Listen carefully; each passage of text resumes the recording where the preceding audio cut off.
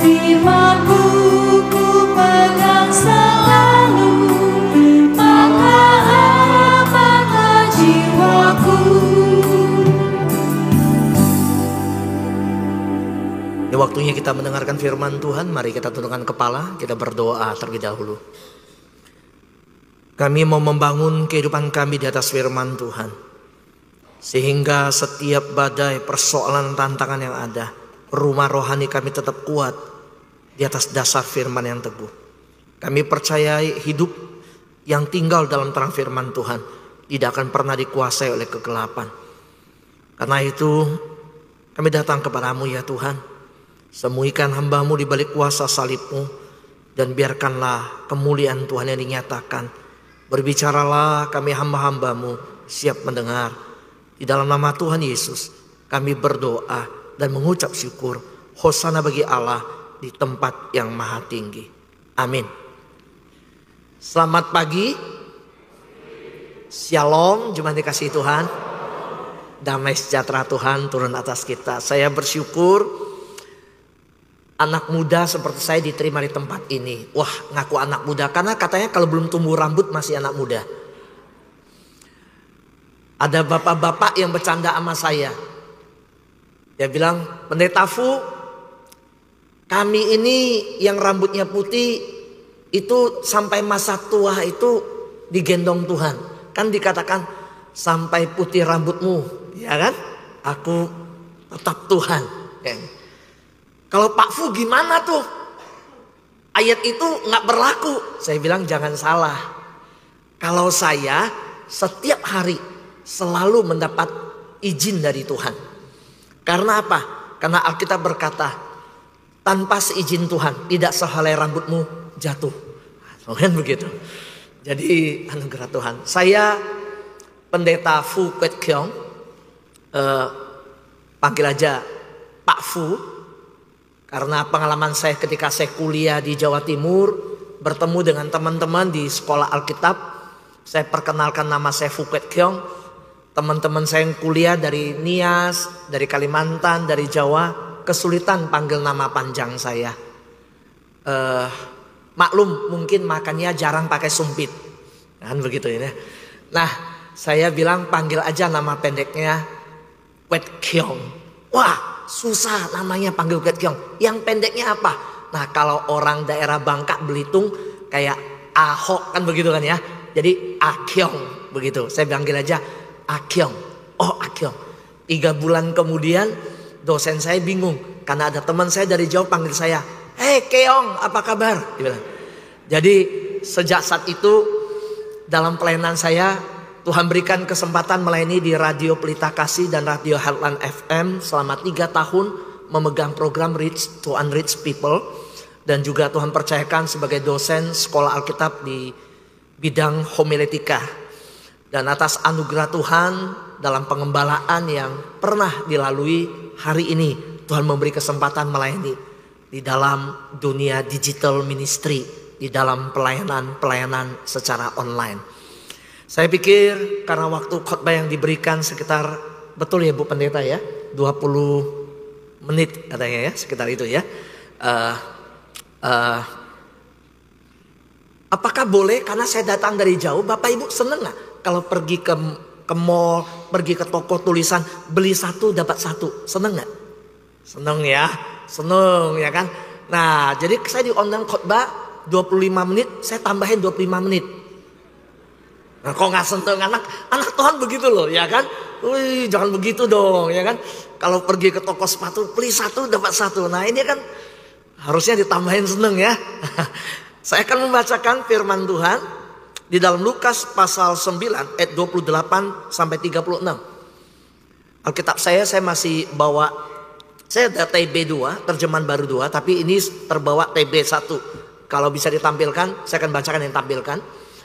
Kira-kira 8 hari sesudah segala pengajaran itu, Yesus membawa Petrus, Yohanes dan Yakobus lalu naik ke atas gunung untuk berdoa. Ayat 30. Boleh diklik? Oke, saya bacakan dari Alkitab biar lebih ini ya. Dan tampaklah 2 orang berbicara dengan Yesus, yaitu Musa dan Elia. Keduanya menampakkan diri dalam kemuliaan dan berbicara tentang tujuan kepergiannya yang akan digenapinya di Yerusalem. Sementara itu, Petrus dan teman-temannya telah tertidur. Ketika mereka terbangun, mereka melihat Yesus. Perhatikan, ketika Yesus berbicara menampakkan diri dalam kemuliaan, Petrus dan teman-temannya, siapa? Yakobus dan Yohanes, tertidur, telah tertidur. Ketika mereka terbangun, mereka melihat Yesus dalam kemuliaannya. Dan kedua orang yang berdiri di dekatnya itu siapa? Musa dan Elia. Dan ketika kedua orang itu hendak meninggalkan Yesus, Petrus berkata kepada Yesus, "Guru, betapa bahagianya kami berada di tempat ini. Baiklah kami dirikan sekarang 3 kemah, satu untuk engkau, satu untuk Musa, satu untuk Elia." Tetapi Petrus tidak tahu apa yang dikatakannya itu. Jadi ada orang ternyata bicara tapi nggak tahu apa yang dibicarakannya. Nah, ini perlu kita perhatikan. Kadang-kadang ada banyak anak Tuhan berkata, Tuhan tahu nggak sih ini terjadi sama saya? Tuhan, apa yang terjadi ini? Kita nggak tahu yang kita tanya itu sebenarnya kita nggak tahu apa yang kita minta. Ya, sama seperti anak Tuhan berdoa, doa minta sesuatu, tapi nggak tahu yang dia minta itu sebenarnya dia tidak tahu itu apa. Ya, sementara itu ia berkata demikian, datanglah awan menutupi mereka dan ketika mereka masuk ke dalam awan itu, takutlah mereka. Maka terdengarlah suara dari awan itu yang berkata, "Inilah anakku yang kukasihi, dengarkanlah dia." Ketika suara itu terdengar, nampaklah Yesus tinggal seorang diri dan murid-murid itu merahasiakannya. Dan pada masa itu mereka tidak menceritakan kepada siapapun apa yang telah mereka dengar. Berbagilah mereka membaca firman Tuhan dan yang melakukannya. Amin. Tema firman Tuhan yang diberikan oleh gereja kepada saya adalah bangun dan dengarkan dia. Yang diambil dari Lukas pasal 9 ayat 28 sampai 36 dan Keluaran pasal 34 ayat 29 dan sampai 35 yang sudah dibacakan. Mari kita lihat bagaimana pengertian daripada bagian firman Tuhan ini. Ya. Sebentar. Sebentar. Oke, saya klik ya. Bangun dan dengarkanlah dia. Ya. Bangun dan dengarkanlah dia. Ini tema yang diberikan kepada saya. Ini adalah sebuah panggilan bagi kita semua, nggak terkecuali, untuk tidak tertidur dalam kehidupan rohani, tetapi bangkit dan memberi perhatian penuh kepada suara Tuhan. Bapak Ibu yang terkasih dalam Tuhan, tertidur secara rohani itu banyak melanda kehidupan anak-anak Tuhan, di mana seolah-olah merasakan bahwa hidup melayani Tuhan sudah bahkan dalam jabatan pelayanan. Tapi jangan salah, ada banyak sekali yang tertidur secara rohani. Karena itu kita perlu beri perhatian penuh kepada suara Tuhan.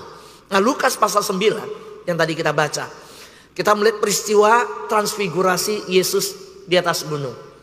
Dan di dalam Keluaran pasal 34 yang sudah dibaca, berbicara tentang Musa yang mengalami kemuliaan Allah sehingga wajahnya bercahaya. Di dalam firman Tuhan hari ini, kita melihat kedua peristiwa yang mengajarkan bahwa penting mengalami hadirat Tuhan dan mendengarkan suara Tuhan dengan sungguh-sungguh. Bapak Ibu terkasih di dalam Tuhan, bicara tentang mengalami hadirat Tuhan dan mendengarkan suara Tuhan, ya. Oke, saya mengajak kita melihat hal yang pertama, ya, yaitu mengalami hadirat Tuhan itu, kemuliaan Tuhan yang nyata di hadiratnya. Saat Tuhan ingin kita mengalami hadirat Tuhan yang nyata dalam hidup kita, karena saat kita bersekutu dengan Tuhan dalam doa dan firman, dalam pujian, hidup kita akan berubah dan mencerminkan kemuliaan Tuhan. Selalu saya percaya bahwa firman itu mengubahkan hidup. Jadi kalau ada yang mendengarkan firman, membaca firman, oh saya sudah baca Alkitab ini, 4 kali selesai.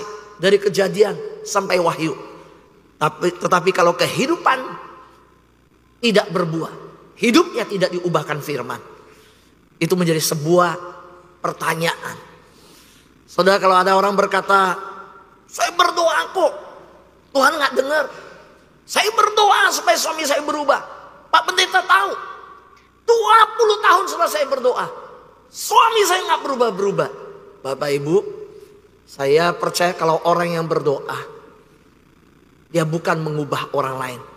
Seorang yang berdoa, dia sedang mengubah dirinya di hadapan Tuhan. Amin. Sedang mengubah diri.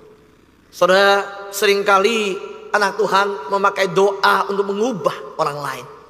Tapi sebenarnya doa itu mengubah diri kita sendiri. Karena itu saya percaya, orang yang bersekutu dalam doa dengan Tuhan, hidupnya itu akan mengalami perubahan. Izinkan saya membagikan sebuah kisah pelayanan dalam kesempatan pelayanan yang ada. Saya bagikan untuk kita saat ini. Ini kisah nyata.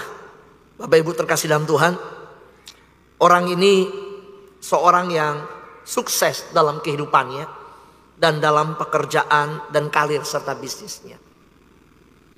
Namanya Rudy. Jangan cari-cari ya siapa yang namanya Rudy ya. Maaf kalau ada kesamaan nama di tempat ini. Bapak Ibu terkasih dalam Tuhan, sebagai seorang yang dalam kehidupannya begitu sukses, tetapi sebenarnya Pak Rudy ini mengalami kekosongan secara rohani. Sejak kecil sebenarnya Pak Rudy ini diajarkan tentang Tuhan. Tetapi ketika dalam kehidupan bisnisnya yang berkembang, dia cuma berkata, enggak adalah namanya waktu melayani Tuhan. Waktu berdoa, waktu baca Alkitab. Itu baca Alkitab, doa mah untuk orang gak ada kerjaan, orang pengangguran. Kalau kayak kita cukuplah persembahan, Tuhan juga ngerti. Yang penting udah perpuluhan, Tuhan sudah ngerti. Kalau doa ya kita udah didoakan sama istri kita, anak kita. Gereja udah berdoa untuk jemaat, cukup. Untuk apa sih saya berdoa sendiri, Tuhan juga ngerti. Saya lagi, nanti kalau saya ada Tuhan juga saya bisa berdoa, ada banyak waktu. Sekarang gak ada waktu. Bapak Ibu terkasih dalam Tuhan, semakin jarang ia berdoa, semakin jarang membaca Alkitab, semakin ia mengandalkan kekuatan diri sendiri, sibuk dengan segala urusan dunianya dia. Suatu hari Tuhan memberikan sebuah ketukan. Ketukannya itu adalah sebuah badai besar yang dialaminya dalam bisnis. Krisis yang besar tersebut, di mana proyek-proyeknya gagal, di mana keuangannya menipis, di mana dia menghadapi tekanan yang luar biasa dalam kehidupannya. Saudara, di tengah keputusasaannya, suatu hari seorang jemaat yang bertemu dia di luar sana tahu, oh ini jemaat gereja kami. Lalu ngobrol sebentar dan bilang ke dia, tahu gak gereja ada ibadah tengah minggu, ada persekutuan doa. Yuk datang yuk. Jadi dia cuma senyum. Bukan berhenti di situ. Ya kalau tengah minggu gak sempet, gereja juga di hari Jumat malam itu ada Bible study. Yuk kita sama-sama pelajari firman Tuhan. Woi kalau dulu Rudy yang dulu, siapa lu ngajak-ngajak saya? Lu gak tahu saya sibuk. Siapa kamu? Baik pelajar Alkitab, saya lulusan S1, kamu yang ngajak lulus SMA. Lihat saya sukses mau ngajar. Saya baca Alkitab mah udah canggih, sekarang internet bisa pelajari sendiri. Gak usah kumpul-kumpul pelajari. Saya belum ada waktu. Biasanya Rudy yang dulu begitu. Tapi sekarang kan diproses Tuhan. Semuanya habis, semuanya gak ada. Apa yang terjadi? Kalimat di siang itu yang dia dengar ajakan itu. Pada malam hari, Pak Rudy ini datang kepada Tuhan dalam doa. Dia merasakan sesuatu yang belum pernah dia alami. Dan tiba-tiba ada ketenangan. Ada kehadiran Tuhan yang begitu nyata dia rasakan.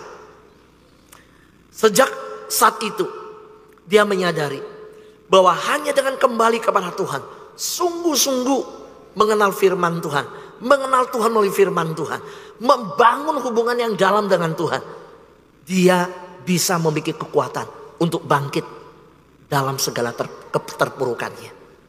Bapak Ibu terkasih dalam Tuhan, bersyukur dengan perlahan-lahan kehidupannya berubah. Dia tidak hanya mengalami pemulihan ya secara rohani, tapi Tuhan baik. Dia juga temukan damai sejahtera yang tidak bergantung pada kesuksesan duniawi. Dulu damai sejahteranya kalau dengar proyeknya lancar, kalau dengar pembangunannya lancar, semua lancar. Sekarang enggak. Damai sejahtera itu bukan tergantung yang dari luar, tapi tergantung hubungannya dengan Tuhan. Amin. Damai sejahtera itu bagaimana hubungan kita dengan Tuhan. Nah, dari proses kehidupan Pak Rudi ini saya punya hal yang kesimpulannya saya pelajari adalah masalah itu bukan masalah Bapak Ibu. Sekali lagi, masalah bukan masalah. Sejauh masalah itu mendorong kita dekat kepada Tuhan. Masalah akan menjadi sebuah masalah kalau membuat kita jauh dari Tuhan. Saya kasih contoh. Ini jari-jari tangan saya. Kalau masalah itu ada di sini, kita di sini, Tuhan di sini. Masalah itu mendorong kita bersujud kepada Tuhan. Karena masalah itu membuat kita mencari Tuhan. Karena masalah itu mendorong kita berserah kepada Tuhan. Nempel, melekat dengan Tuhan. Itu bukan masalah. Ya, tapi Pak ini kanker loh. Pak ini sakit loh Pak. Ini bukan masalah. Bukan. Sejauh masalah itu mendorong kita dekat kepada Tuhan. Tapi bagi saya yang jadi masalah adalah ini kita, ini Tuhan, dan ada yang memisahkan kita dengan Tuhan. Itu baru masalah. Saudara jangan berpikir dapat proyek bukan masalah. Saudara jangan berpikir oh ada uang bukan masalah. Saudara jangan berpikir sehat bukan masalah. Kalau kesehatan yang kau miliki membuat engkau begitu jauh dari Tuhan. Oh saya nggak punya waktu cari Tuhan. Saya punya teman sepeda, saya punya hobi. Hari Minggu saya nggak bisa ini.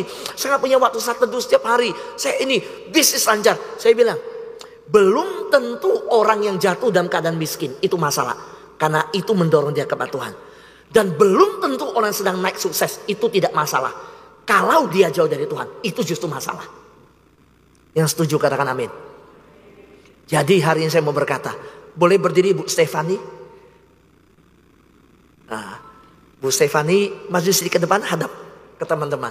Ini adalah Ibu Stefani Turangan. Iya. Dan beliau tahun 2000 berapa? 19. Tahun 2019 divonis dokter. 6 bulan lagi dia bertahan hidup.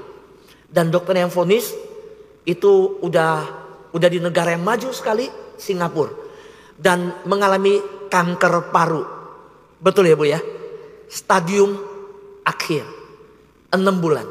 Tapi atas anugerah Tuhan, hari ini sudah 6 tahun. Ibu Stefani masih hidup dan datang ke Palangkaraya. Tepuk tangan buat Tuhan Yesus yang baik. Nah, bagaimana ceritanya? Boleh duduk. Bagaimana ceritanya? Seorang ibu yang saat ini masih menjalani terapi, masih menjalani pengobatan, tapi datang ke tempat ini. Sebentar mau difoto, saya gaya dulu. Ya, boleh dong pendeta di depan saya kan.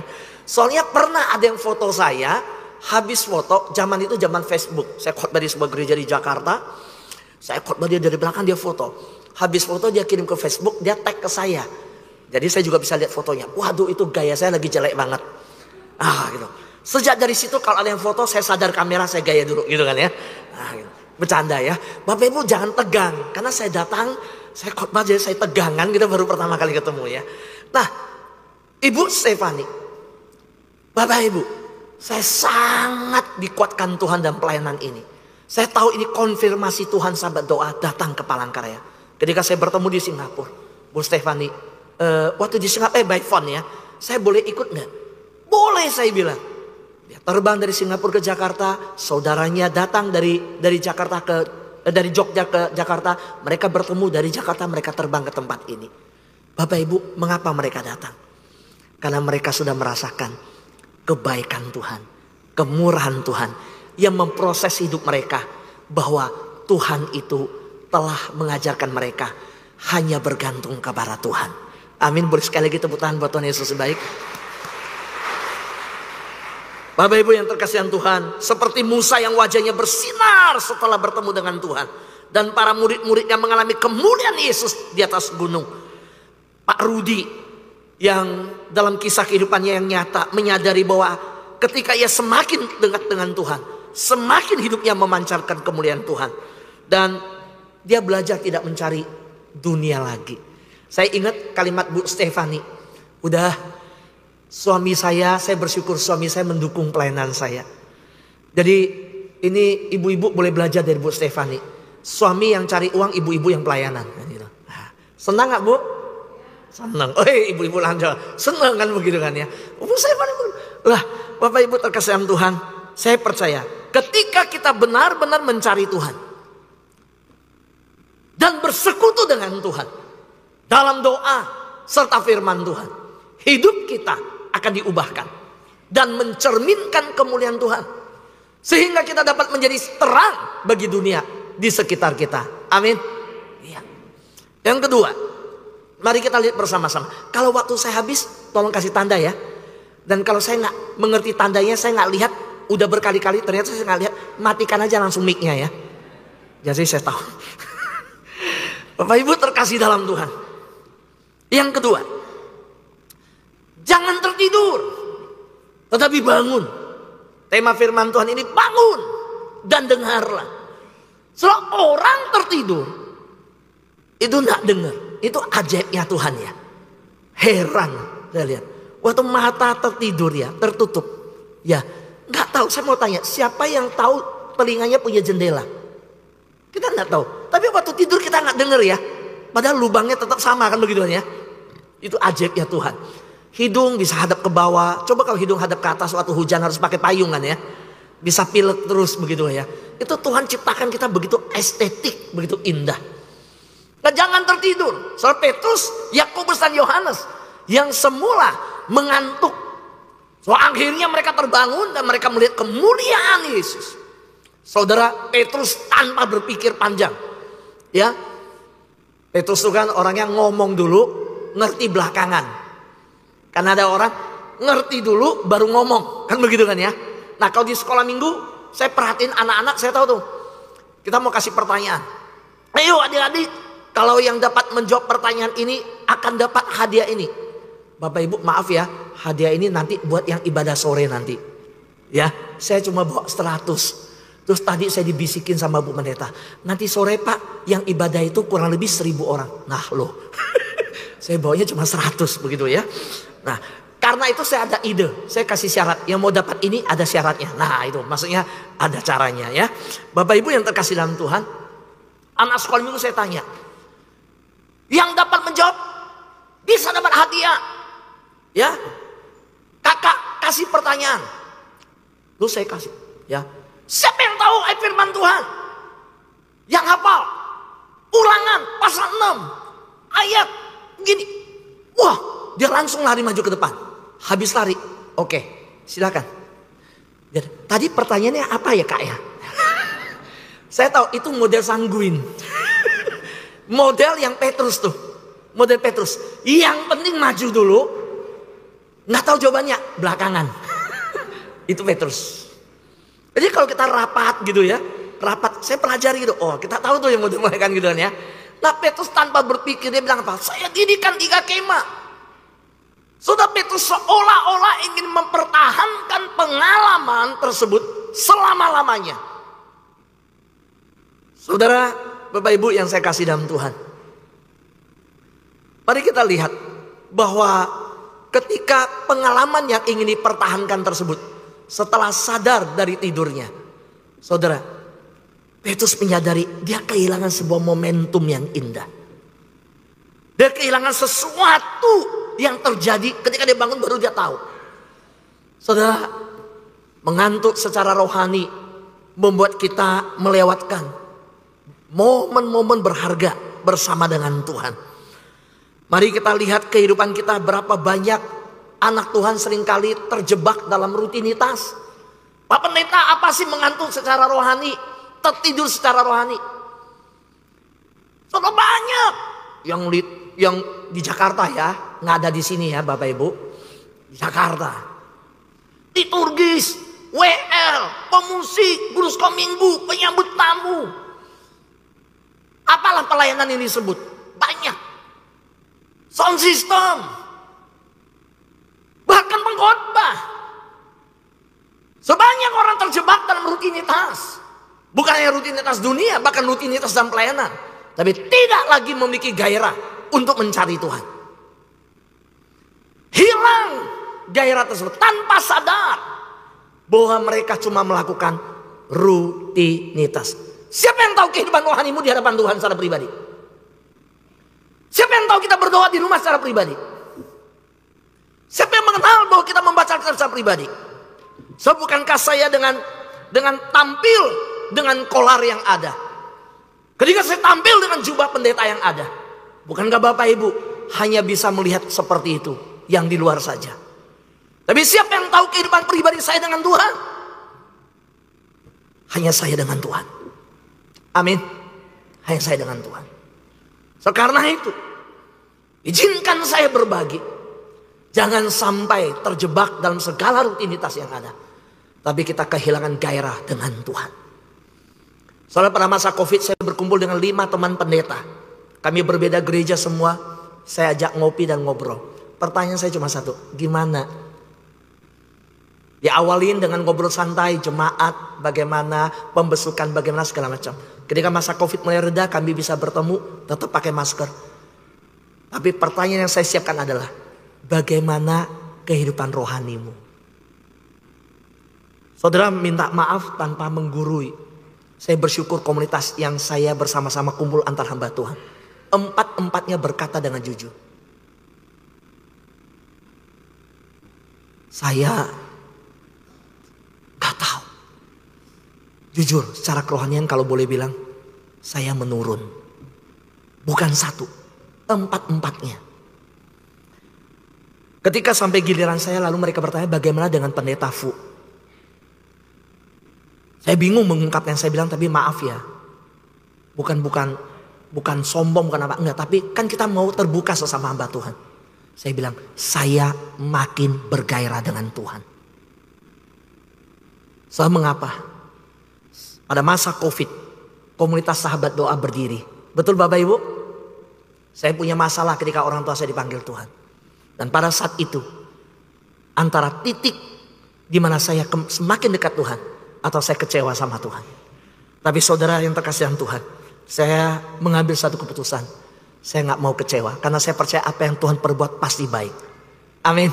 Pasti baik. Ketika orang tua saya dipanggil Tuhan, saudara, di saat itulah komunitas sahabat doa yang tadi nyanyi di depan, bersama dengan saya, setiap pagi, waktu itu Senin sampai Jumat, sekarang sampai Sabtu, setiap pagi jam 5, kita berdoa. Kita cari Tuhan. Tahun pertama, tahun kedua, setiap hari saya sampaikan firman Tuhan. Dan pada waktu saya sampaikan firman Tuhan, dengan tanggung jawab besok menyampaikan firman Tuhan. Di masa Covid itu saya masuk ke kamar, saya baca firman Tuhan, saya berdoa, saya gali firman Tuhan, besok pagi saya sampaikan. Kadang sepanjang hari belum dapat apa yang menjadi tuntunan Tuhan, saya sampai larut malam, Tuhan saya mau dapat sesuatu. Karena besok saya mau bagikan. Saya berdiam di hadapan Tuhan, kadang sampai jam 12 malam, kadang sampai jam 1 malam. Saudara, tidak ada yang tahu jemaat pergumulan saya di hadirat Tuhan. Tetapi justru dengan pergumulan itulah saya semakin dikuatkan Tuhan. Saudara, banyak orang terjebak dalam rutinitas. Dengar, iblis gak pernah takut kita sibuk. Yang iblis takut adalah ketika kita berlutut masuk hadirat Tuhan. Yuk sama-sama katakan, iblis gak takut saya sibuk. Apa? Iblis tidak takut saya sibuk. Yang iblis takut saya masuk hadirat Tuhan.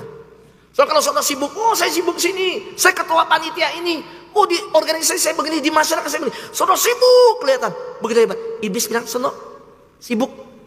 Iblis nggak takut. Kalau kita kehilangan waktu berdoa dan membuat kita begitu sibuk, iblis nggak pernah takut. Yang iblis takut kalau kita cari Tuhan, kita masuk hadirat Tuhan. Bapak Ibu terkasih dalam Tuhan. Sebentar. Iya. Boleh bantu saya klik aja kalau begitu, dibantu diklik ya. Saya nggak usah pakai ini ya. Saya kasih tanda ya. Klik aja. Bapak Ibu terkasih dalam Tuhan, saya beri, boleh diklik? Bisa? Saya beri judul dari sebuah kesaksian hidup yang dalam kesaksian ini, kesimpulan saya adalah ini orang dibangunkan di saat terakhir.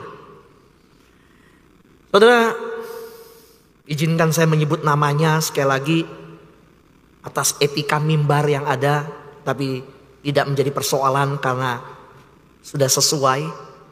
Ya, ibu ini bernama Rina, seorang wanita yang sangat aktif dalam pelayanan sejak muda.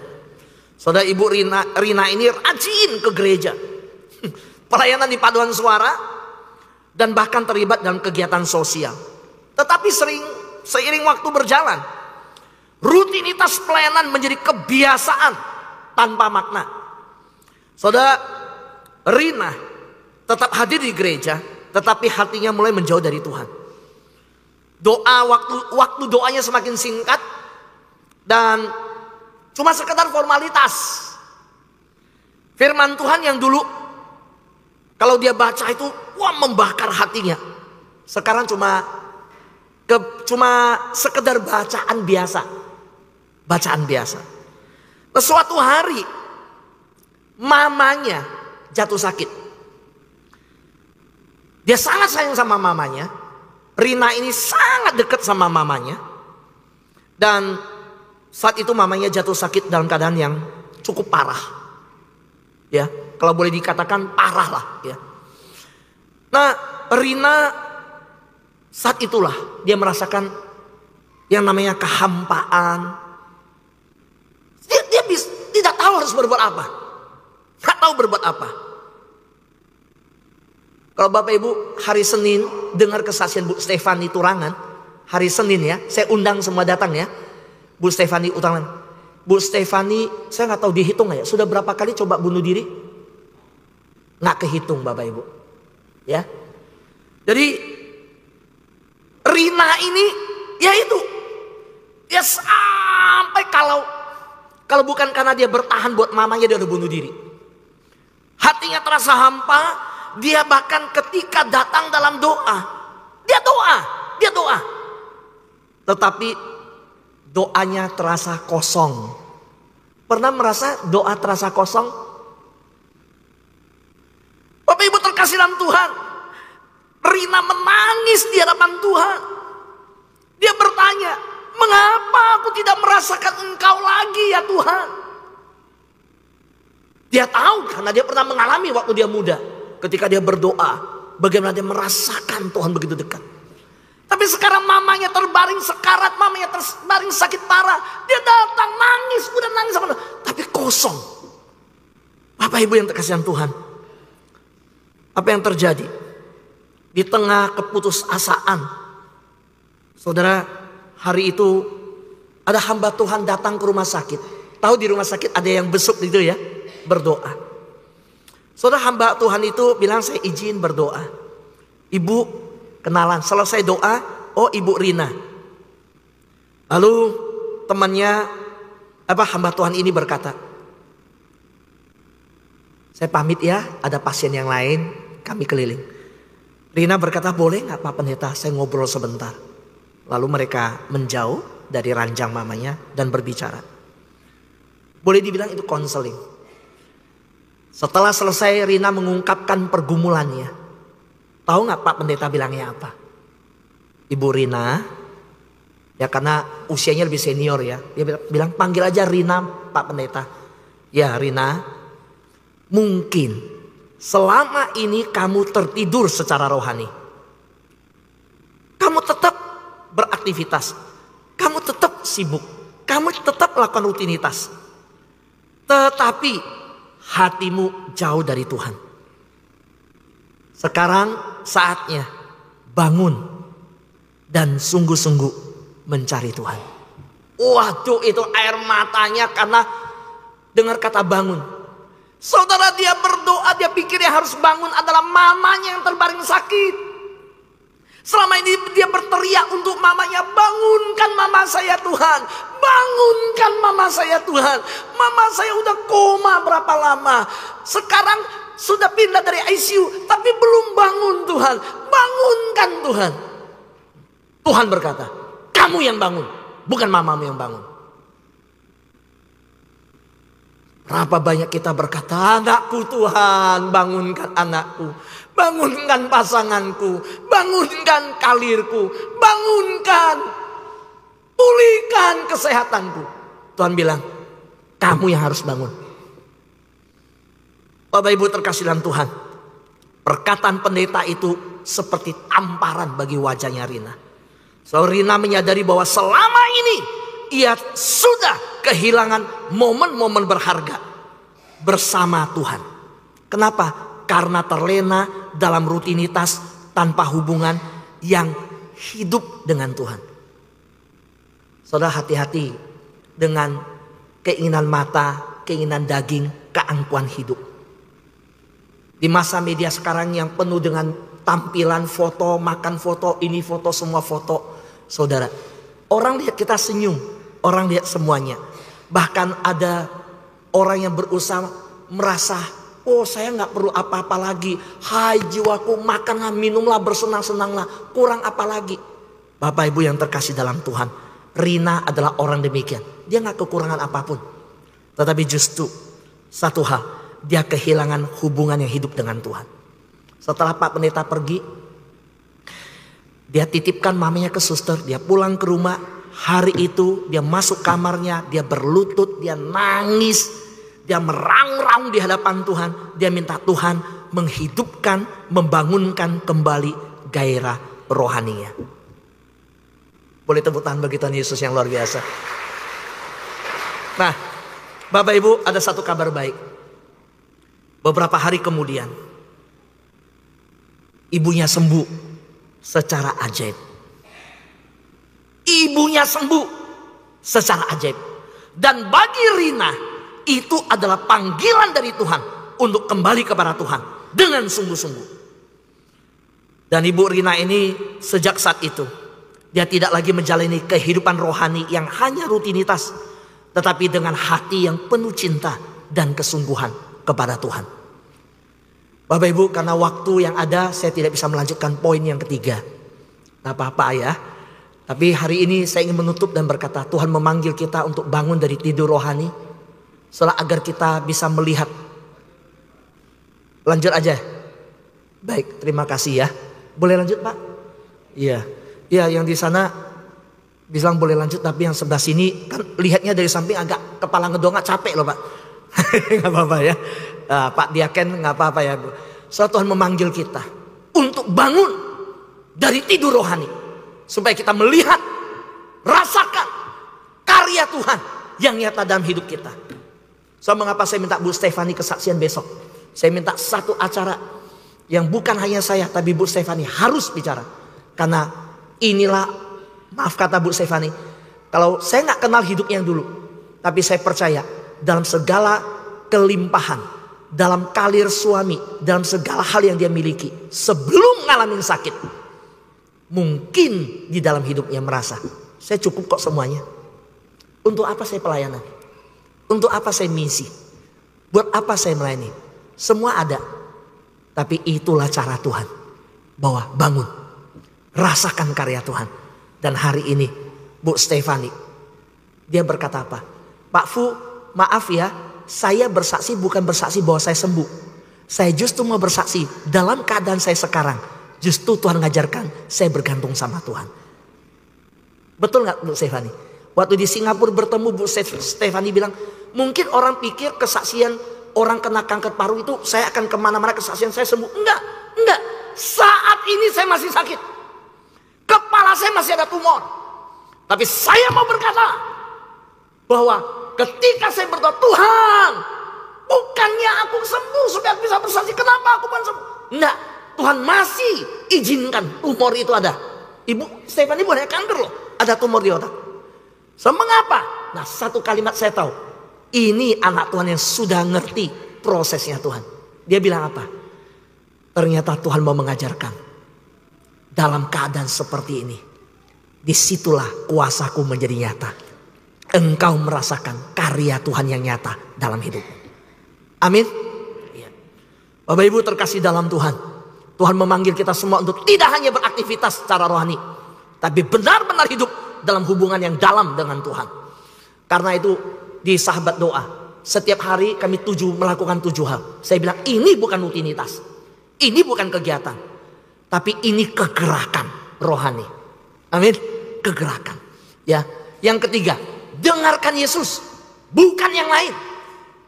Ingat Bapak Ibu, pada waktu Allah Bapa sendiri menegaskan, inilah anakku yang kukasihi, bahwa Yesus satu-satunya yang harus didengar. Saudara, apa kaitan ya dari Keluaran dengan transfigurasi Yesus? Saudara, Musa menutupi mukanya dengan selubung karena umat Israel takut melihat kemuliaan Allah. Tetapi ingat, dalam Yesus kita tidak lagi membutuhkan selubung, karena kita dapat datang langsung kepada Tuhan.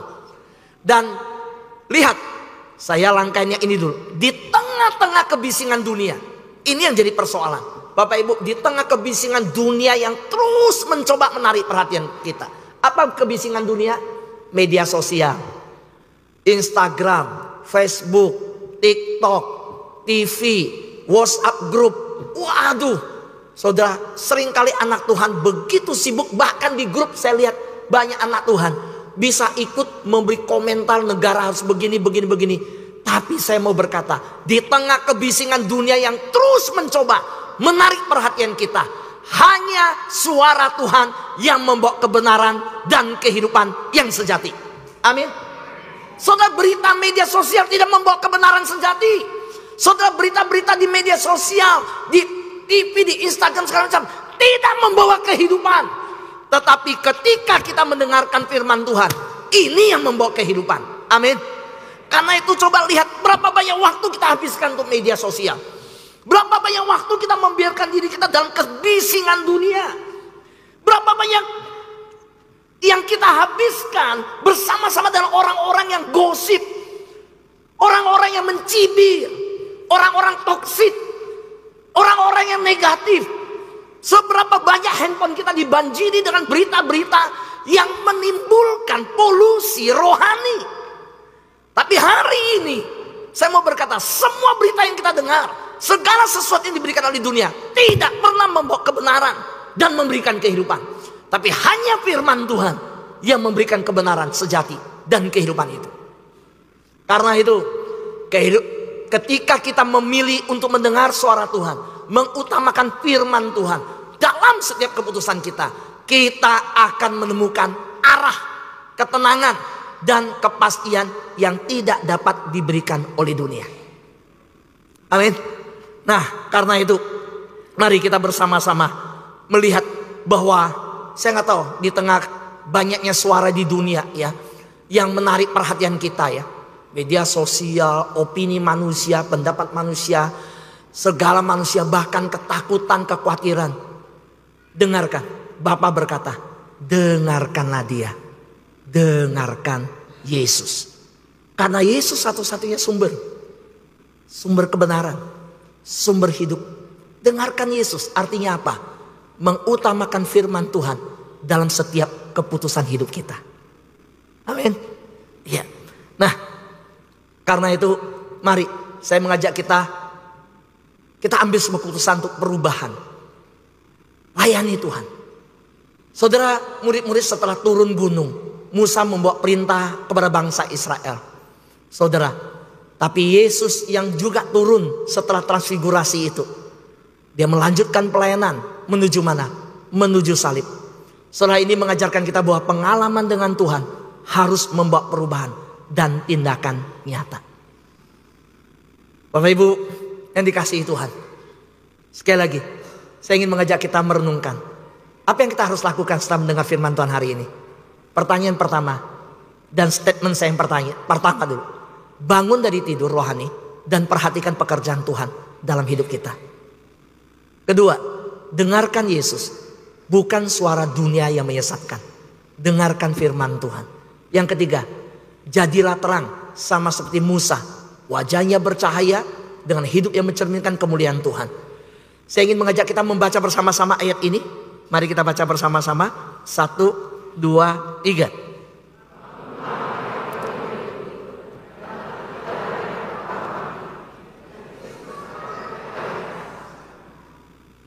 Bangunlah, hai kamu yang tidur, dan bangkitlah dari orang mati. Kristus akan percaya atas kamu.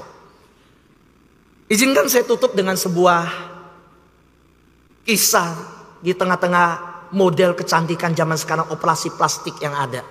Semua hal yang ada. Ini hal yang nyata. So, orang ini saya nggak usah sebut nama ya. Dia seorang wanita yang masih muda.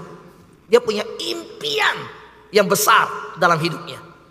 Dan sejak kecil, anak gadis ini diajarkan untuk kerja keras, kejar kesuksesan. Dan ketika dia bertumbuh dewasa, bertambah usia, dia mulai merasakan berbagai tekanan. Dia merasakan tekanan oleh berbagai suara di sekitarnya.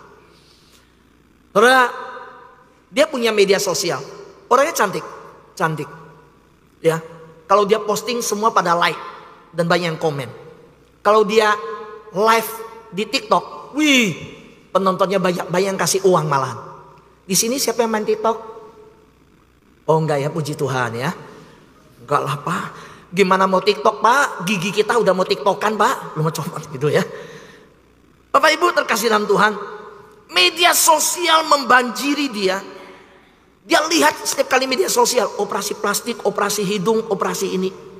Itu dan ini. Saya kadang-kadang zaman sekarang kasihan yang wanita. Kenapa kasihan? Waktu suatu hari saya dengar wanita yang minta, Pak pendeta doakan saya. Saya umurnya 27, lulusan dari Australia, tapi belum punya pasangan. Dan dia bilang survei mengatakan dunia lebih banyak perempuan dibanding laki-laki. Nah terus saya kasih tahu dia, kamu tahu bukan hanya itu. Yang survei tidak mengatakan yang saya lihat. Yaitu apa? Memang wanita lebih banyak, pria lebih sedikit. Zaman sekarang udah prianya sedikit, prianya suka sama pria. Kan gitu kan ya. Ini terjadi. Nah jadi makin persaingan makin ketat. Nah kita kembali ke cerita anak gadis ini.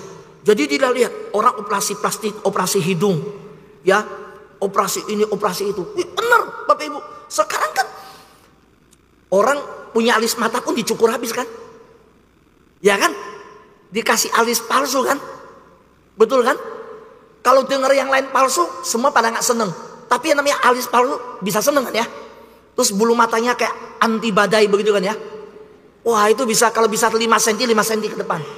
Jalannya kepala udah begini kan, begitu kan ya.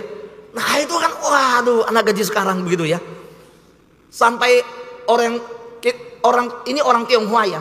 Orang Tionghoa itu yang dia nggak percaya Tuhan. Teman saya bilang, dia bilang itu ada satu namanya Taipa. Taipa tahu peramal yang lihat hidung kalau begini hoki, alis mata begini hoki. Dia bilang saya datang, tukang ramalnya bingung ngeramalnya. Kenapa? Alis mata kan saya cukur, dia yang palsu. Jadi dia bilang saya susah ramalnya karena alis matanya udah nggak asli. Ini dunia sekarang udah berubah semua. Nah, gadis ini ya, dia lihat TikTok, Instagram dan lain. Dia lihat standar kecantikan, keberhasilan. Dia lihat itu, dia merasa dirinya makin kurang, makin gak cantik. Gak cantik, ini lebih cantik. Karena dia scroll dia terus. Nah dia lihat waktu dia posting mulai berkurang oleh yang like. Dia lihat orang-orang ngomong segala sesuatu tentang dia. Itu jadi bebannya dia. Waktu dia posting, dia live, kakak hidungnya kurang ini, alis matanya kurang ini, dagunya kurang ini, eyeshadow-nya kurang ini. Waduh segala macam dikomentarin. Bapak Ibu tahu apa yang terjadi? Ekspektasi yang terus menerus mengalir di media sosial. Hati-hati anak muda ya. Anak muda hati-hati. Itu ekspektasi. Dia hidup dalam ketakutan, dia hidup dalam kekhawatiran. Dia bahkan merasa kegelisahan setiap hari. Nah dalam kebingungan yang sedemikian, dia tidak lagi melihat Tuhan yang menciptakan dia dan yang punya rancangan indah atas hidupnya. Dia cuma fokus kepada perkataan manusia. Suatu hari dia mengikuti sebuah retret. Di retret itu dia disadarkan dia ada jauh dari Tuhan. Dia sudah terlalu sibuk memperhatikan apa kata orang terhadap kecantikan dia. Saudara, dia terlalu peduli dan dia memikirkan apa anggapan dunia tentang dia. Dan suatu hari dia benar-benar dalam keadaan kelelahan. Dan dalam kelelahan itulah dia datang ke sebuah retret. Dan puji Tuhan, firman Tuhan hari itu berbicara tentang dari ayat yang kita dengar tadi. Inilah anak yang kukasihi, dengarkanlah dia. Sejak hari itu dia maju atas panggilan firman Tuhan dari mimbar. Dia nangis di hadapan Tuhan. Dia menyadari selama ini dia lebih banyak mendengar dunia daripada mendengar Tuhan. Dia menangis di altar Tuhan. Dan apa yang terjadi? Dia bilang, Tuhan, saya terlalu membiarkan dunia menuntut saya. Tapi saya tidak pernah membiarkan Tuhan menuntun saya. Saya ulangi. Ada banyak orang membiarkan dunia terlalu banyak menuntut dia. Tapi tidak menyerahkan diri untuk dituntun oleh Tuhan. Saudara akan lelah dan capek dalam hidup. Nah, hari ini kita bersyukur Sarah yang begitu terkenal di media sosial, akhirnya dia menyerahkan diri. Bapak Ibu tahu apa yang dia lakukan? Sekarang dia jadi hamba Tuhan. Makanya saya nggak sebut namanya. Biar dia yang bersaksi. Dia menjadi hamba Tuhan, dia melayani, dan dia memberkati banyak sekali anak muda. Kalau ada kesempatan saya datang lagi ke Palangkaraya, saya bisa ajak dia untuk bersaksi di gereja yang kalau anak muda dikumpulin gitu semua ya. Saudara akan lihat, cantik, cantik ini. Tapi sekarang dia beda. Dia sudah cantik di dalam Tuhan, bukan menurut dunia. Amin. Sekali lagi boleh buat Tuhan yang baik. Bapak Ibu, mari kita saksikan sebuah video yang melalui video ini saya tutup khotbah ini. Terima kasih untuk waktu diberikan. Silakan tampilkan videonya. Menjadikan Tuhan prioritas dalam keluarga. Di tengah kesibukan yang semakin padat, banyak keluarga tanpa sadar mulai mengabaikan doa dan ibadah bersama. Orang tua sibuk bekerja, anak-anak tenggelam dalam sekolah, media sosial, dan berbagai aktivitas lainnya. Akibatnya, waktu bersama Tuhan menjadi hal yang sering terlupakan. Namun, membangun kebiasaan rohani dalam keluarga tidak harus sulit. Mulailah dengan langkah kecil, tetapi konsisten. Tetapkan waktu khusus untuk Tuhan, seperti doa pagi sebelum berangkat sekolah, atau renungan malam bersama sebelum tidur. Kebiasaan sederhana ini akan menjadi fondasi iman yang kuat bagi seluruh anggota keluarga. Ketika keluarga menjadikan Tuhan sebagai prioritas, kasih dan damai sejahtera Tuhan akan memenuhi rumah tangga. Anak-anak akan tumbuh dengan nilai-nilai iman yang kokoh. Dan orang tua akan mengalami penyertaan Tuhan dalam setiap langkah kehidupan mereka. Jangan biarkan kesibukan merampas waktu kita dengan Tuhan. Karena Tuhanlah sumber kekuatan, sumber hikmat, sumber sukacita sejati dalam keluarga kita. Matius pasal 6 ayat 33 berkata, tetapi carilah dahulu kerajaan Allah dan kebenarannya, maka semuanya itu akan ditambahkan kepadamu. Mari renungkan, apakah kita sudah meluangkan waktu khusus bersama Tuhan dalam keluarga kita? Langkah kecil apa yang bisa kita lakukan hari ini untuk membangun kebiasaan ibadah keluarga yang konsisten? Amin. Bapak Ibu terkasih dalam Tuhan, ini adalah salah satu pelayanan ya yang Tuhan percayakan. Ini adalah digital ministry. Saya membagikan video seperti ini setiap hari. Bagi Bapak Ibu yang menginginkan video ini bisa nanti masuk ke YouTube saya.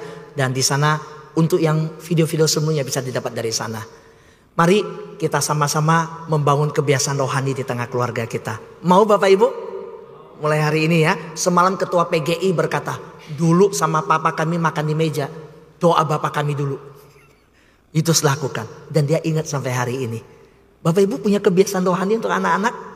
Punya waktu mengajar anak-anak cari Tuhan? Mulai dari diri kita. Mulai dari diri kita dulu juga. Ya, amin. Tuhan Yesus berkati kita semua. Mari kita bangkit berdiri bersama-sama.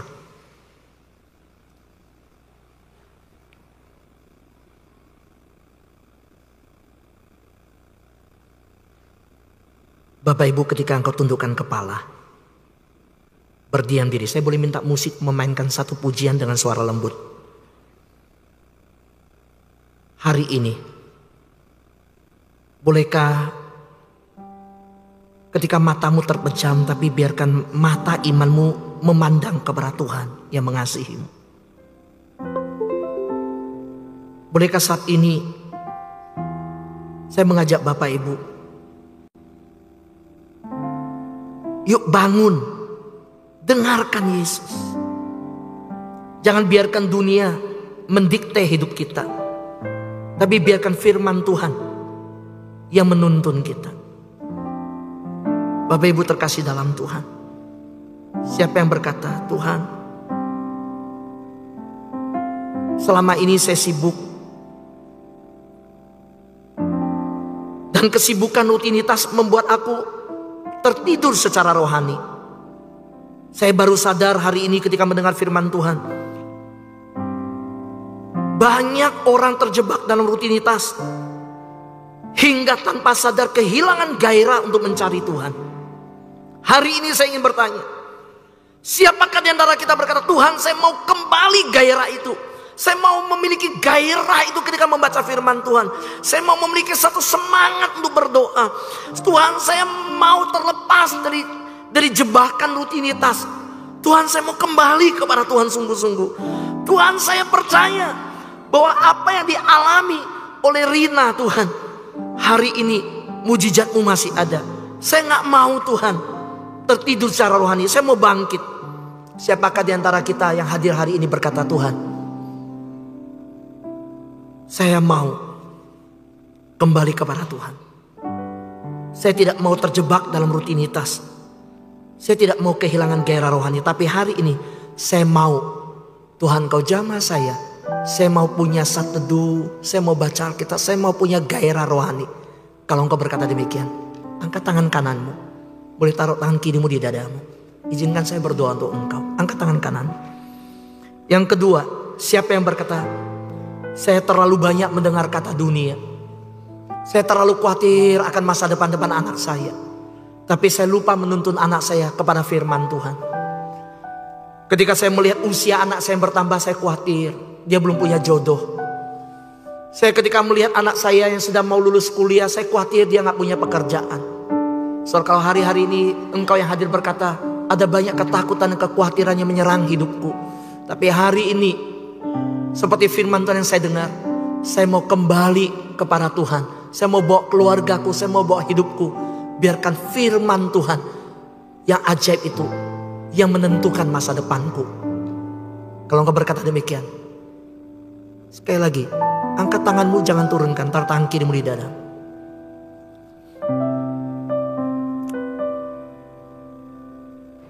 Bapa di dalam surga, pagi ini Engkau lihat setiap tangan yang terangkat di hadapan-Mu ya Tuhan. Kami bersyukur untuk suara firman-Mu yang diperdengarkan. Bangun dan dengarkan Yesus. So kami percaya panggilan ini untuk kami semua, supaya kami tidak tertidur secara rohani. Kami mau bangkit ya Tuhan. Kami mau perhatian sepenuhnya kepada suara Tuhan.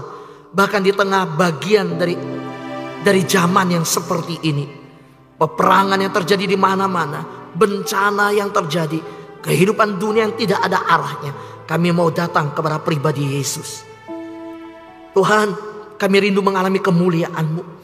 Kami rindu Tuhan dalam hidup kami mengalami hadirat-Mu ya Tuhan. Kami rindu bersekutu dengan erat di dalam doa dengan Tuhan. Kami ingin kehidupan kami diubahkan oleh firman Tuhan. Kami percaya tidak ada kegelapan yang menguasai ketika kami berjalan menuju kepada kemuliaan Tuhan.